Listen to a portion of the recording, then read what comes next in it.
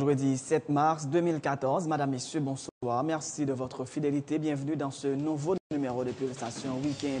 À la une de l'actualité, ajustez vos montres et réveils. Dans la nuit de samedi 8 à dimanche 9 mars, l'heure nationale sera avancée de 60 minutes à partir de 2 heures du matin. À 2 heures du matin, il sera donc 3 heures. Une soixantaine de femmes ont été honorées ce vendredi par le ministère à la condition féminine. Ces femmes œuvrent depuis plusieurs décennies dans différents domaines de développement. La Journée internationale de la femme 2014 sera célébrée ce samedi 8 mars sur le thème « L'égalité pour les femmes, c'est le progrès pour toutes et pour tous ». Les noms des 3 derniers juges de la Cour supérieure des comptes et du contentieux administratif ont été finalement publiés jeudi soir par l'exécutif dans le journal officiel Le Moniteur. Il s'agit de Rogaville-Boisguené, Marinelle Tafetière et Mélius Garçon. C'est un pas pouvant favoriser la signature de l'accord final du dialogue politique, réagit Imler Rébu Dugré qui avait pris part aux discussions. Le responsable du groupe 77, André Michel, appelle déjà les nouveaux membres de la Cour des comptes à faire la lumière sur un ensemble de contrats signés entre l'État haïtien et des firmes nationales et internationales, en dehors, dit-il, des principes régissant la passation de marché en Haïti. À l'étranger, Barack Obama et Vladimir Poutine se sont entretenus au téléphone ce vendredi au lendemain des sanctions annoncées par l'UE contre Moscou qu'elle accuse de violer l'intégrité territoriale ukrainienne.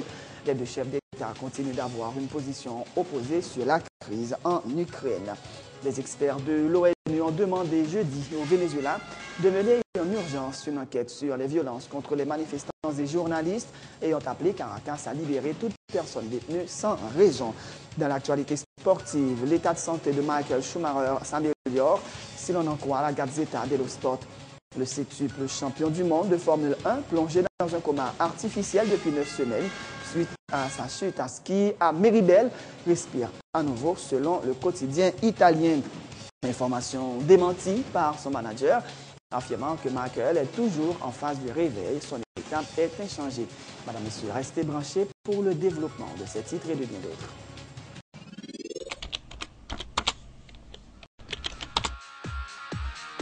Bienvenue dans cette édition d'information Pulsation, l'essentiel de l'actualité de la journée. Merci de votre fidélité. Bienvenue dans ce premier numéro de Pulsation Week-end.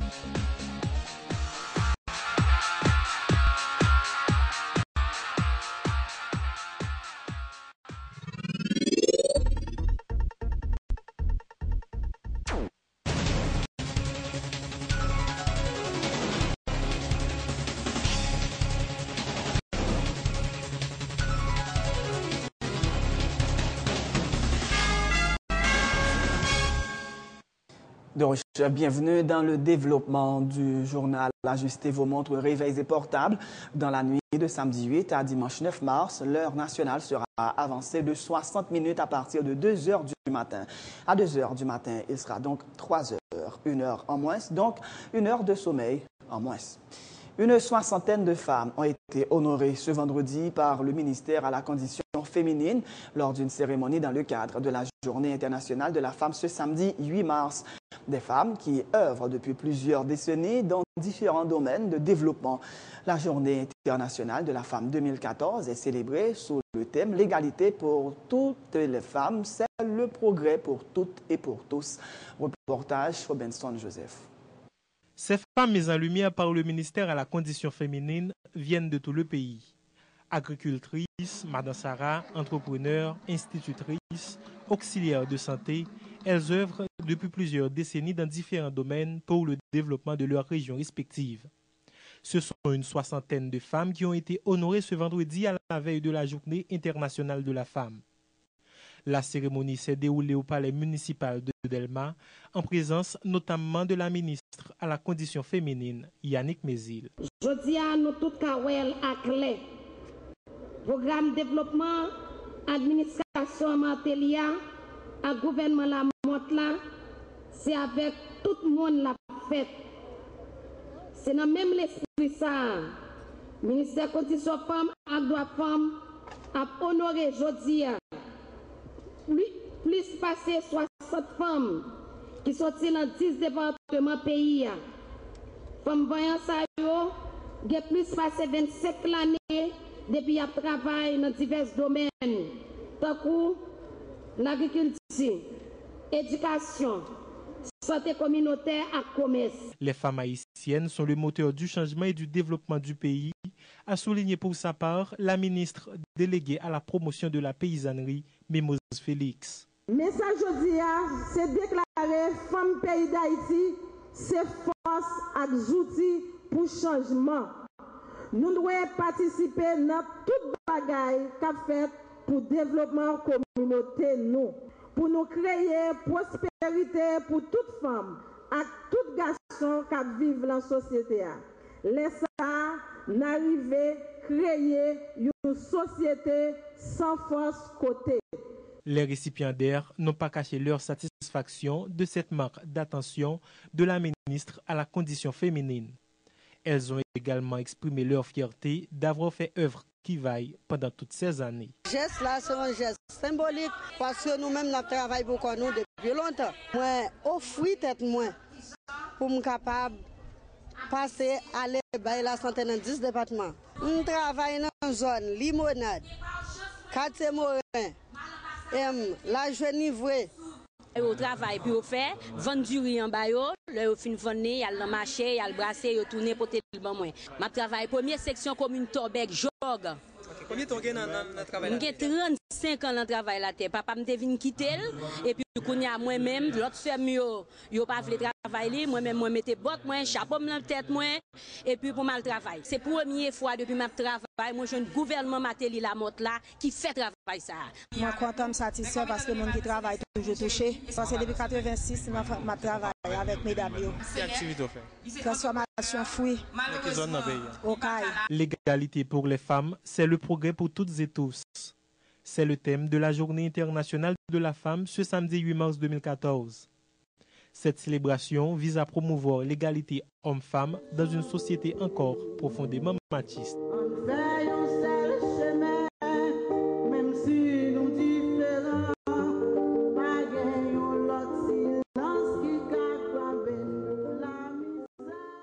Sandra Honoré, la représentante du secrétaire général de l'ONU en Haïti, Ban Ki-moon, a appelé à la pleine application des instruments internationaux de promotion des droits des femmes ratifiés par Haïti.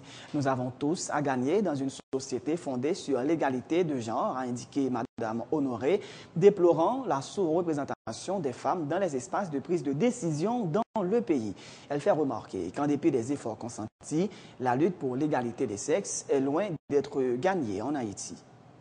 La bataille pour l'égalité des sexes est loin d'être gagnée. En dépit des progrès accomplis, les instruments internationaux de promotion des droits des femmes ratifiés par Haïti, tels que la Convention sur l'élimination de toute forme de discrimination à l'égard des femmes, CEDEF, ne sont pas encore pleinement appliqués. Les femmes continuent à être sous-représentées dans les instances de prise de décision. Elles continuent de subir de façon disproportionnée les effets de la vulnérabilité économique et sont encore trop souvent victimes de violences et d'atteintes à leurs droits fondamentaux. Que cette journée internationale de la femme marque donc un nouvel élan en faveur de la traduction des instruments et engagements internationaux et nationaux en réalité quotidienne pour toutes les femmes en Haïti, pour que Haïti vienne plus belle et ailleurs. Comme le dit le secrétaire général, œuvrons donc en faveur de l'égalité des sexes, des droits des femmes et du renforcement du pouvoir d'action de celles-ci, quand nous avons tous à gagner à être sur un pied d'égalité. La présidente de la Commission des affaires sociales de la Chambre des députés, Rufine Labbé, demande aux organisations nationales et internationales qui affirment défendre les intérêts des femmes de cesser de les utiliser à des fins personnelles, mais de les aider à s'émanciper réellement. Rufine Labbé déplore notamment les conditions infrahumaines dans lesquelles les femmes en contravention avec la loi sont gardées en détention. Elle s'est également présentée comme une victime au Parlement à cause de sa tendance politique, déplorant sa mise à l'écart par la Commission sur l'équité de genre. N'a dit femmes yo même yo victime par rapport à un ensemble de problèmes. Premièrement, il y a un problème économique. Nous avons pile femme qui bataille sous scène politique là qui sont perdus journée aujourd'hui. Comment nous expliquer ça? Parce qu'il y a des temps qu'il y a une bataille et ils viennent appauvrir. Eh bien, ils ne sont pas capables de percer économiquement. Même moun demain 8 mars, il y a pile leader femmes qui ne peuvent pas réunir femmes là pour parler avec eux, pour sensibiliser eux sur question lutte femme à mener en Haïti. Nous sommes capables de dire tout l'autre violence que les femmes subissent en Haïti, c'est par le fait que y a pile femmes qui sont victimes de tendances politiques que vous gagnent. Depuis qu'il y a une tendance politique qui parle dans un sens bien déterminé, eh bien, ils sont victimes de ça. Par exemple, même nous-mêmes au niveau du Parlement, nous sommes victimes en tant que femmes. Ou après, il y a 5 femmes dans le Parlement, mais tout ça qu'a fait, c'est autour de une grande femme. Et moi-même, en tant que présidente de la Commission Affaires sociales, moi-même, moi, ouvrir bras à toute organisation femme. Je n'ai pas besoin de tendance. C'est une question de femmes qui parlent dans le pays.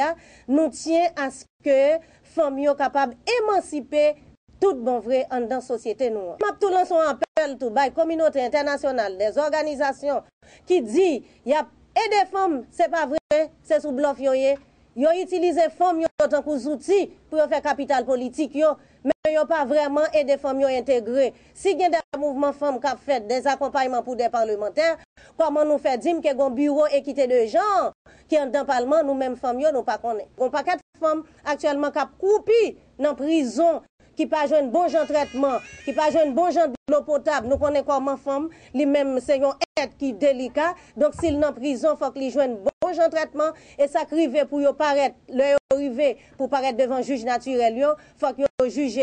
Et s'il le faut, pour qu'ils liberté, pour qu'ils liberté. Nous souhaitons que lutte femme, ils prennent l'autre tournée.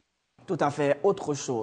L'ancien colonel Imler Ribu, qui avait représenté le GRI au dialogue interhaïtien à El Rancho, salue la publication dans le Moniteur par le président Michel Martelly des 3 derniers noms des membres de la Cour des comptes écartés dans un premier temps par l'exécutif. Il s'agit de Rogaville Boisguené, Marinelle Tafetière et Mélius Garçon. C'est un pas pouvant favoriser la signature de l'accord par les acteurs, notamment le président du Sénat, Dieu seul Simon Dérin, qui avait conditionné son adhésion à la publication dans le journal officiel des noms de tous les juges élus à la Cour des comptes, a dit Imler Ribu. Toutefois, il dit comprendre la position des 6 sénateurs qui s'opposent à la signature de l'accord par le président du Grand Corps. Cela participe du jeu politique, a soutenu Imler Ribu.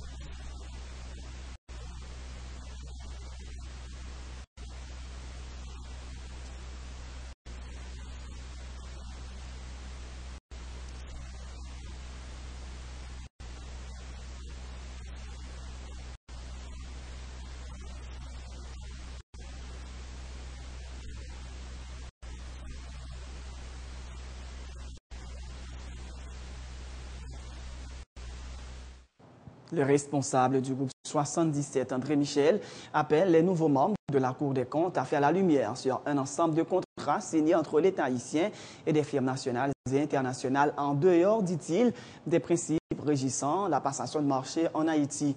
Pour Maître Michel, l'une des premières actions que doivent poser les nouveaux juges du tribunal administratif consiste à annuler les arrêtés présidentiels nommant l'épouse et le fils aîné du président Martelly à la tête d'une série de commissions présidentielles. Il leur demande de ne pas céder aux caprices de l'exécutif qui chercherait, selon lui, à influencer leur travail.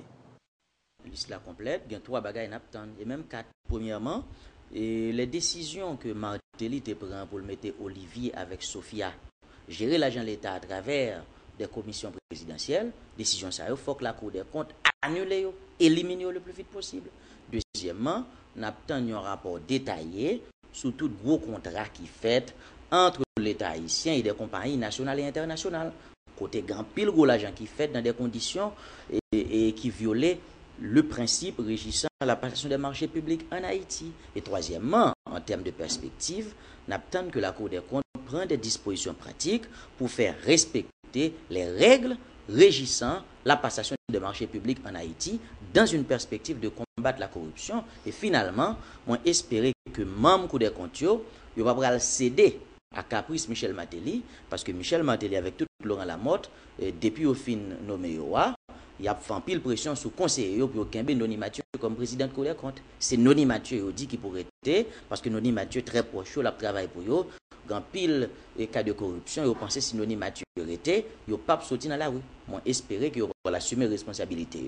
Moi, espérer qu'ils vont comprendre si je dis à publication faite, c'est grâce à bataille Sénat, c'est grâce à bataille en pile l'autre monde dans le pays qui fait la publication en fait. Ce n'est pas un cadeau du président de la République. Donc, nous connaissons que c'était condition sine qua non que le président Sénat a posé pour apposer signature dans l'accord final là. Nous connaissons que M. André Michel était contre le dialogue là. Donc, qui ça dit? Écoutez, moi, ma force, c'est ma cohérence en politique. Je suis toujours contre cette histoire de dialogue qu'a fait ou tel grand show pour faire de job, pour faire de poste. Moi, je continue contre. Et il est clair que nous allons continuer à défendre nos idées. Pour nous, les intérêts du pays, c'est-à-dire intérêts de machin qui dans la rue qui a besoin de crédit, intérêt agent de sécurité, intérêt policier, intérêt paysan, intérêt professeur, yo pas de jamais considéré dans le dialogue qu'a fait là, n'a continuer de défendre mon ça et quoi qu'il arrive, quelles que soient les conséquences. Autre point de l'actualité, FOPAC, une organisation populaire de l'opposition, accuse la police nationale de chercher à protéger les véritables assassins du militant des droits humains Daniel Dorsainville et de son épouse Guéoldi Larèche, abattu le 8 février dernier, rapport au Prince. Selon le coordonnateur de la FOPAC, Biron Odigé, 2 des 4 individus que la police affirme avoir déjà appréhendés dans le cadre de ce double assassinat seraient décédés il y a quelque temps. Il demande que des dispositions soient prises pour identifier et punir les auteurs et commanditaires de l'assassinat du coordonnateur de la POHDH et de son épouse. 2 militants des droits humains, nous voulons parler de Daniel Dorsainville et Guéoldi Larèche. Et nous constatons la police voulait détourner attention société sous vrai monde qui assassiné 2 militants droits humains ça yo côté tentative là a essayé fait pour retirer caméra sous pouvoir parce que crime dans son crime d'état et d'après toute information qui a circulé en dans pays crime dans son crime d'état que lié il pas de question de monde ça sur la banque c'est Zenglendo qui était attaqué nulle part et d'ailleurs dans monde la police déjà présenté à parler de yo dans la presse faire comprendre mais 2 moun mais 4 moun déjà arrêtés qui participaient dans le crime non 2 moun ça c'est 2 et nous capable dire 2 bandits parmi bandits ça la présenté yo 2 dans bandits ça qui mouri longtemps qui donc nous même nous rété avec certitude nous crime non c'est un crime d'état.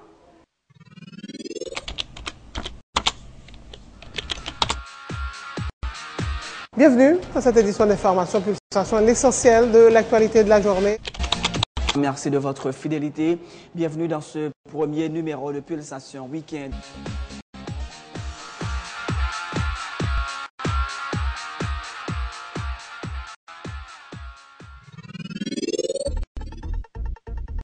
C'est la fin de ce journal. Juste avant de vous quitter, voici le rappel des titres. Ajustez vos montres et réveils. Dans la nuit de samedi 8 à dimanche 9 mars, l'heure nationale sera avancée de 60 minutes à partir de 2 h du matin.